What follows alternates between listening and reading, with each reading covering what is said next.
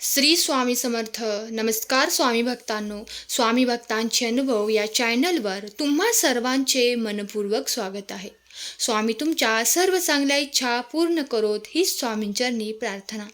आज मी तुम्हाला अहमदनगरच्या स्वामी सेवेकरी ताईंना व दादांना आलेला अनुभव त्यांच्या शब्दात सांगणार आहे. दादा म्हणतात, एकदा का आपल्या हृदय मंदिरात गुरु विराजमान झाले की आपल्या दिनचर्येतील प्रत्येक कार्यात गुरु चालना देत असतात. आम्हा पतीपत्नींच्या आयुष्यात गुरुमाऊलींच्या कृपेने अनेक अनुभव आले आहेत. त्यापैकी काही अनुभव आज मी तुम्हाला सांगणार आहे. एकदा एका सकाळी माझी पत्नी मोठ्याने माऊली असे म्हणत उठली. तिच्या आवाजाने मला जाग आली व मी तिला विचारले काय झाले. तेव्हा तिने सांगितले, अहो मला स्वप्न पडले की मी दिंडोरी दरबाराच्या रस्त्याने चालले होते.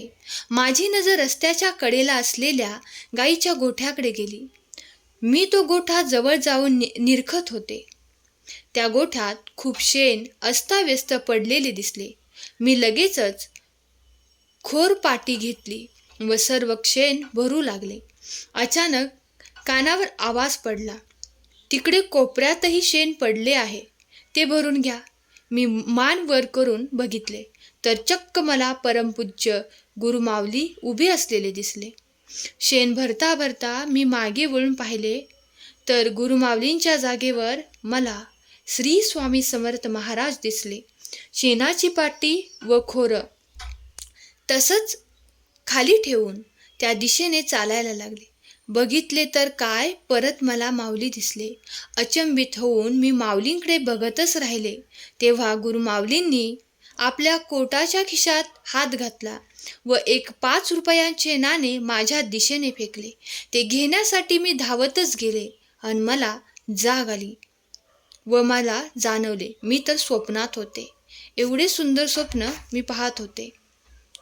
नंतर आम्ही उठलो व अंथरुणाच्या घड्या घालू लागलो तर काय आश्चर्य, त्या अंथरुणात खरोखरच 5 रुपयाचे नाणे सापडले. आजही ते नाणे आमच्या देवघरात जपून ठेवले आहे.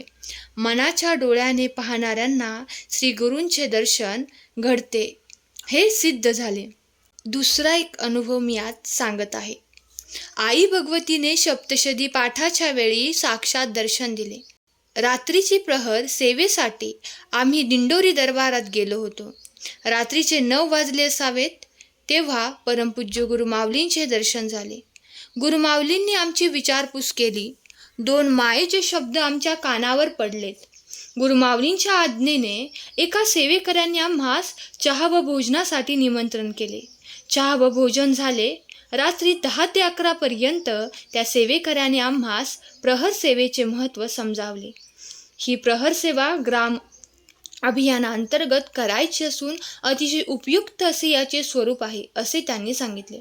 अनेक विषयांवर मार्गदर्शन झाले आणि सेवेला अतिशय उत्साहाने प्रारंभ झाला. श्री स्वामी स्तवन, श्री स्वामी समर्थ मंत्राचा जप, रुद्र इत्यादी सेवा करून रात्रीचे 1:30 वाजले होते. भैरवचंडीला सुरुवात झाली. रात्री 2ची वेळ असेल. 4-5वा अध्याय सुरू असावा आणि माझ्या लक्षात आले की यज्ञमंडपाच्या जवळ एक स्त्री नऊवार साडी नेसून, नाकात नथ, हातभर हिरव्या बांगड्या, चेहऱ्यावर प्रचंड तेज असे दृश्य माझ्या नजरेत आले आणि मी थक्कच झाले. ही स्त्री कोण असेल बरं? मी तिला इशाऱ्यानेच खुणावले, आत येऊ नका. त्यावर ती मला शांत बसवत माझ्याजवळ येऊन बसली व मला म्हणाली, तू वाच, मी ऐकायलाच आले आहे. मी तर घाबरूनच गेले. माझ्या तोंडातून शब्दही फुटेना. परंतु माझ्या लक्षात आले की प्रत्यक्ष भगवती आईसाहेबच यज्ञभूमीत आल्या आहेत. खरंच मी किती भाग्यवान होते. अनंत जन्माची पुण्याई म्हणूनच मला श्री स्वामी समर्थ गुरु लाभले. त्यामुळेच तर हा योग माझ्या आयुष्यात घडून आला. असा होता आजचा अनुभव आवडला असल्यास अनुभवास लाईक करा, शेअर करा. धन्यवाद. श्री स्वामी समर्थ.